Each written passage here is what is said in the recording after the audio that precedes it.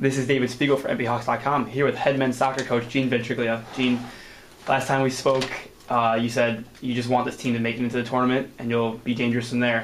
And now we sit less than a week away, and you have your first matchup with Brockport coming in the quarterfinals. Right. Tell me about this season, what you've liked and what you haven't liked so far. Well, I mean, I think this has been a developmental season, as I expected, okay? I think some of our young players had some difficulties, making the adjustment, from high school or club soccer to college soccer. And that was to be expected, but I'm very pleased where we are at the point. I mean, I think, the last three games, I think we won our last three.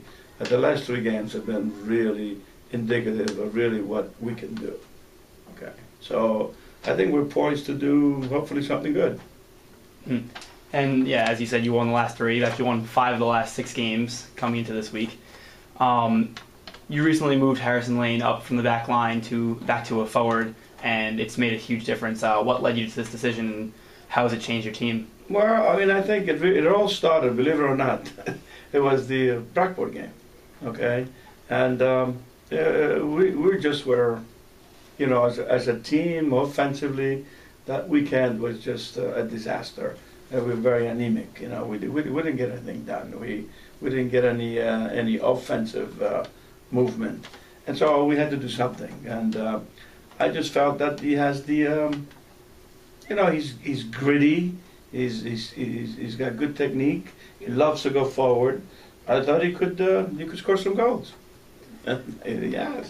And he has 8 goals in SUNYAC play, which is tied for the conference lead. He has 9 overall. He scored 5 this past weekend. So how has this team changed since he's made that? Well, we would not be the same team without him, without his offensive production. And I mean, right now I think we're a more balanced team that we were maybe a month ago when I moved them, and and we found also some players that can also fit the bill in the back. I mean, Steve Brown is kind of reborn back there. He's playing very, very well. So did Anton Herodes, when he filled in. And Spina seems to have regained his quickness, his grittiness. So I think at this point, we like our chances. We don't expect this game to be 5-2 when we go up to Brockport. We should do better. And like you just said, it was a 5-2 game, but you were also missing. You missed Javier Ventas, and you missed your team captain, best player on your back line, Nick DePaula. How different do you expect this game to be? Well, I think it's not just the fact that we were missing those two boys from the team that particular weekend, but I think psychologically the team really took it very hard. and we made some mental mistakes. It wasn't necessarily we played poorly. We made some very bad decisions, and I attribute a lot of it to our psychological state of mind. Knowing that we were missing 2 very good players. I think at this point we're go on all systems. Defensively we're playing well. We're moving the ball very well from the back third to the middle third, and then our midfielders. We seem to find the right combination with Hobie and with Javi Ventas in the middle. We're getting and in terms of width. I mean, we have Alec Johnson he's rediscovered himself, his touch, and we're looking very, very good. And this year is the second straight year since you've joined the school that you brought the team to the SUNYAC tournament. This year, with a winning record, your team is tied for second in the conference in points, third in goals, second in assists, and also with the defense, you're second in the conference in shutouts. What has been the biggest difference between last year's team and this year's team? Well, I think the depth of our team has been a big difference. Okay, I think we're able to bring in, I would say, at least 7 players off the bench, and so we're 18 deep, and that's a big plus.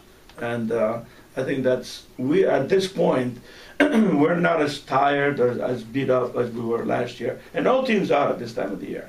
Okay, but we seem to be more fresher. We have our legs. We're we're thinking more clearly, and I think we're more with it. Okay, and this is still, we have a long way to go. I mean, but really my feeling is that as a program, we should think nothing less every year of being part of the tournament. I mean, if we don't do that, we've missed our goal. So that's a given. And now this time around, you're playing Brockport. You're coming in on, like you said, 3 straight wins. You have another game tomorrow, but non-conference game doesn't. It's more going to be just to keep your guys fresh. Just that the team is overall playing so much better now. How do you think they can take this momentum into the next weekend or two? Well, I think at this point, I think we have, I think the boys feel that they have a realistic opportunity, chance to advance. I mean, we felt that way last year when we went up to Geneseo, and boy, we were close. Okay, so I think this is they really feel they can move on, and that goes a long way. I mean, that the confidence, I think they're a much more confident team than they were maybe in the middle part of the year when we went through some rocky times, But all teams do that, and especially young teams. Okay, so I wasn't really pushed back by that. Okay, I have a lot of confidence in this team. And what do you expect out of your players on Saturday against Brockport? Well, I expect them to compete hard, and to be in a very close game late in the game, and for us then to make a move. That's our goal. All right. Great. New Paltz men's soccer takes on Brockport in the first round of the men's soccer tournament this coming Saturday, the 27th. Gene, thank you, and best of luck the rest of the way. Thank you.